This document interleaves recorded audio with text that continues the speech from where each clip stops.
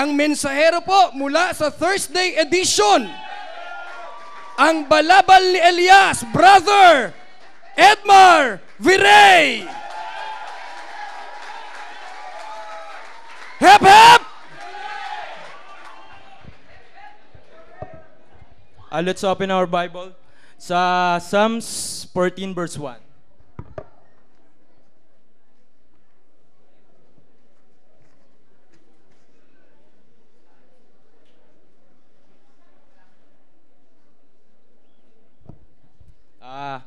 Let's read.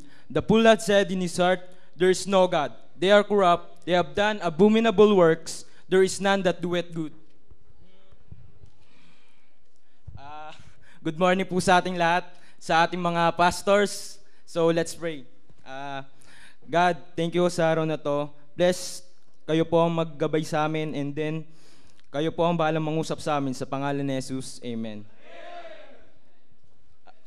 Meron po akong 3 points na topic tungkol sa God at sa atin. First point, God is great.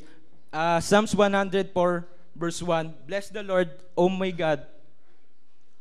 Bless the Lord, O my soul, O my God. Thou art very great. Thou art clothed with honor and majesty.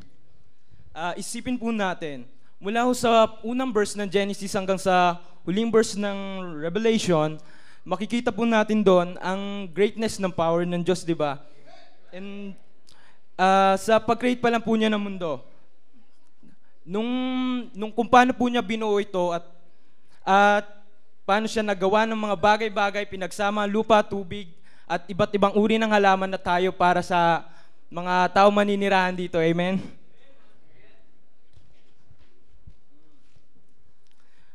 So, lalo na ho, nung binigay niya po sa atin yung kanyang isang anak, hinubad niya po ang sarili na bilang isang Diyos at bumaba sa lupa at namatay para sa atin, para bawiin ang ating kasalanan, para bayaran ito at nabuhay muli para sa atin. So, ang greatness ho ng Panginoon ay infinity. Ibig sabihin no, endless, limitless, walang katapusan, at yun.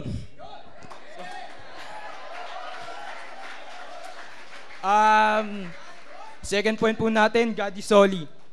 God is holy because He is great, righteousness, and perfect. Ibig sabihin po, as God, wala ho siya kahit, as holy, wala ho siya kahit isang bahid ng dumi. And as a light, wala ko siyang bahid kahit isang konting ng darkness. So, God is holy, amen. So, ang third point po natin, we must all meet God. 1 Thessalonians 4:17. Then we which are alive and remain shall be called up together with them in the clouds to meet the Lord in the air, so shall we ever be with Lord. Balang araw ho, hindi ho natin alam kung kailan, kung paano mangyayari yon, pero balang araw pupunta ho tayo sa langit at makikipagpo sa Kanya bilang isang Kristiyano. So ang question ho natin, ready po ba tayo na katagpuin ng Diyos kung sakaling kunin na niya tayo? So kung ready po tayo, great and wonderful, di ba?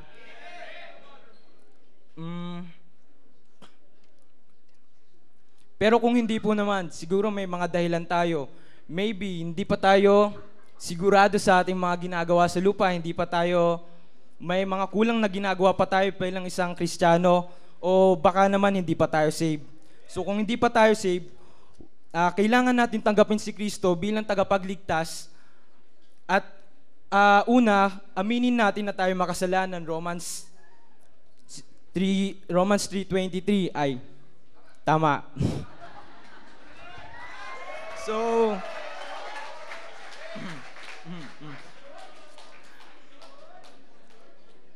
at ang sunod po naman, we must believe Romans 10 verse 9. We must believe, confess our sin, and last, Romans 10:13, we shall call upon the name of the Lord para maligtas. So, ulitin ko ang tanong, ready po ba tayo na harapin ang great na Diyos, ang Diyos na holy? So, kung hindi ho, yari kayo. Amen. So, let's pray. So, let's pray. God, thank you sa araw na to, sa opportunity po na binigay niyo sa akin. Kahit merong pagkakamali, God bless me. You bless me. Thank you. Amen.